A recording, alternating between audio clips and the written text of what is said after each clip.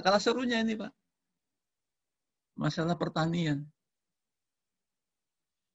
Coba, Indonesia anak-anak stunting itu berapa persen, Pak? Indonesia itu menurut pidato Menteri Kesehatan sebelumnya, waktu ulang tahun FKM di akhir tahun kemarin, 37% anak Indonesia itu stunting, kekurangan gizi. Wih, jumlah yang kalau menurut saya itu untuk generasi penerus sangat mengerikan sekali, Pak. Ibu, ya. 37% stunting. Padahal Indonesia itu dari sisi negara tropis sebagai negara penghasil pangan yang di mana-mana sampai nyanyian Kospes itu Indonesia adalah negara yang subur, tongkat dan kayu jadi tanaman, bisa dimakan, bisa nggak usah beli pun bisa. Banyak yang bisa dimanfaatkan artinya, bukan kayak di negara-negara Timur Tengah dan sebagainya. Tapi Indonesia stunting. Saya sedikit belajar tentang lingkungan. Ngenes lagi, Pak. Oke, 37% stunting. Tambah lagi. Kebetulan bimbingan saya ada yang meneliti tentang dampak dari PB yang dihasilkan dari peleburan aki bekas. Salah satu area di Jawa Tengah, di sana Pak, itu diteliti ada satu kawasan kecil melakukan peleburan aki bekas. Itu dilakukan sudah sejak puluhan tahun yang lalu.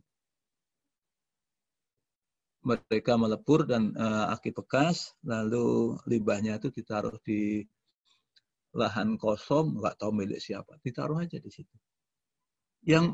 Yang saya sedih adalah anaknya, Pak. Jadi anak-anaknya yang pada melakukan peleburan itu dalam kondisi yang tanda petik idiot. Karena memang secara teori hasil penelitian PB itu berpengaruh pada kecerdasan otak. Itu semua anaknya tidak bisa ngapa-ngapain, tidak sekolah, bisanya makan, bisanya meminta, dan orang tuanya sekarang usianya udah ada yang di atas 60 tahun. Dan sudah mulai sakit-sakitan. Mereka semuanya pada stres. Anak saya nanti kalau saya meninggal, siapa yang mau ngasih makan? Bagaimana dengan pencemaran di sekitarnya? Bagaimana dengan kelanjutan anak-anak di sana, Pak? Itu luar biasa, Pak, mengerikannya. Kalau melihat bagaimana peta penyebaran peleburan aki bekas di Indonesia. Itu baru satu parameter, Pak, PB, yang bersumber dari aki. Alhamdulillah bahan bakar bensin tanpa timbal sudah dilarang kalau di Indonesia. Belum nanti parameter-parameter yang lain-lainnya, Pak.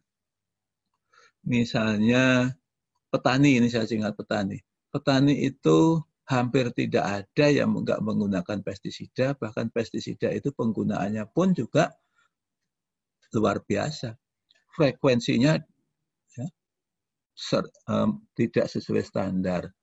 Terus dosisnya tidak standar. Cara menggunakannya juga tidak sesuai dengan standar. Waduh, saya 3 tahun penelitian di pertanian di Garut itu juga rasanya, aduh kok jadi begini, risiko lingkungan, risiko kesehatan luar biasa. Itu dari sektor pertanian, Pak. Dari sektor tadi, contoh peleburan aki bekas. Bagaimana dengan pencemaran lingkungan yang lain-lainnya? Bagaimana dengan misalnya kawasan industri, bagaimana sekitar transportasi, bagaimana dengan sumber air bersih yang tidak memenuhi standar tapi terpaksa diminum dan lain sebagainya. Itu kalau dihitung-hitung generasi penerus kita itu kok rasanya bukan hanya 37%. Ke depan bisa jangan-jangan hanya sebagian kecil saja. Nah, kembali lagi kepada pangan ini, Pak. Kebutuhan pangan di Indonesia itu semakin tinggi, sektor pertanian salah satu tulang punggung perut. Diperlukan intensifikasi dan ekstensifikasi penggunaan pestisida nih, Pak. Di area penelitian tuh, Pak, kalau mencampur pestisida itu bisa 4-5 jenis dicampur diaduk. Nanti kalau menguji kehandalannya cukup jarinya dimasukkan ke drum yang sudah dicampur dengan berbagai pestisida, lalu disiram. Kalau nanti rasanya itu sudah kayak asam-asam, kayak kalau kita makan salak yang masih muda. Itu artinya sudah mujarab. Gimana Pak kita mengkonsumsi sayur mayur yang sudah disemprot dengan pestisida. Maka ibu bapak kalau beli sayur mayur yang hijau segar, yang tidak bolong-bolong, saran saya jangan dipilih, pilih aja yang bolong. Itu artinya serangga tidak mati, serangga makan di situ, sehat. Maka pestisidanya juga kemungkinan besar tidak ada. Nah ini yang mengerikan ini Pak. Jadi penggunaan pestisida. Ini permasalahan pertanian, tingkat pendidikan, penggunaan pestisida, penggunaan lahan, pupuk, air. Nah, ini saya mengembangkan, Pak, sedang mengembangkan pupuk yang ramah lingkungan yang bisa diproduksi, yang harganya juga bisa, ini bukan saya yang mengembangkan, tapi teman dan sudah ada buktinya. Harganya bisa 1/10 atau 1/20-nya, Pak, dengan produksi yang bisa lebih baik, jauh lebih baik. Nah, ini sudah ada. Cuma ya kembali siapa yang akan mengaplikasikan, siapa yang akan mensosialisasikan. Dari hasil penelitian padi itu Pak, kalau dikembangkan dengan pupuk, ini datanya ada di teman saya, ya. Itu padi yang 1 hektar itu kira-kira 1 hektar itu 6 ton, itu bisa 10 sampai 10,5 ton per hektar dengan pupuk tadi Pak. Pupuknya pupuk organik. Nah, bisa diproduksi sendiri, bisa diajari dengan mudah, dengan gampang. Gitu Pak. Ini contohnya Pak.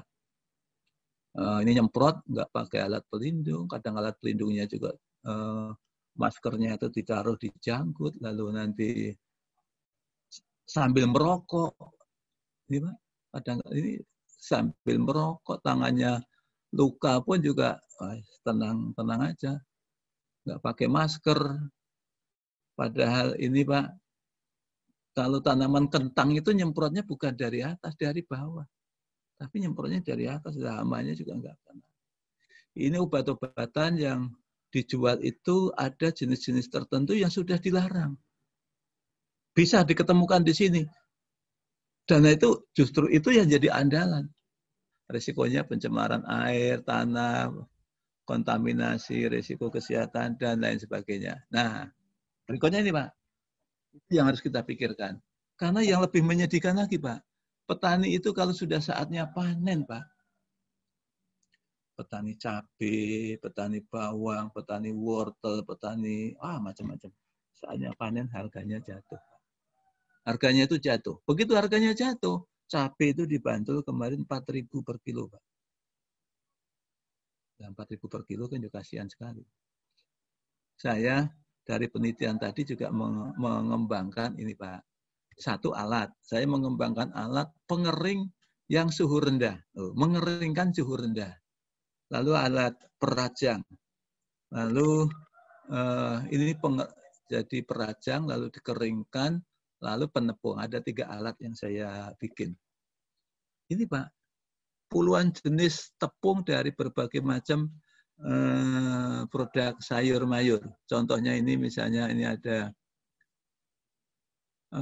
tepung wortel, warnanya juga masih kuning. Ada juga misalnya tepung kacang merah. Ada lagi misalnya ada tepung macam-macam. Banyak nih jenis-jenisnya itu banyak. Saya bermimpi dengan adanya stunting, dengan adanya usia manula dan sebagainya, itu ini bisa dianalisis, dikombinasi, misalnya jenis tepung ini ternyata bagus untuk pertumbuhan anak. Karena saya menganalisis tepung mangrove. Mangrove itu yang hidup di pantai itu Pak, yang didiemin aja sekarang sampai sekarang. Padahal ada ribuan bahkan mungkin bisa jutaan hektar di Indonesia. Itu kalsiumnya sangat tinggi. Artinya itu bagus untuk pertumbuhan anak-anak. Tapi bisa jadi nanti tepung yang bagus untuk misalnya orang yang berkebutuhan khusus, osteoporosis tepungnya apalagi, atau orang yang diabetes tepungnya nanti kandungannya apalagi. Ini sebetulnya tinggal penelitian lanjutan lagi itu. Jadi aplikasi ekologi bukan hanya menghafal ilmunya, Pak, tetapi bagaimana menerapkan prinsip keanekaragaman hayati yang juga untuk kita semuanya.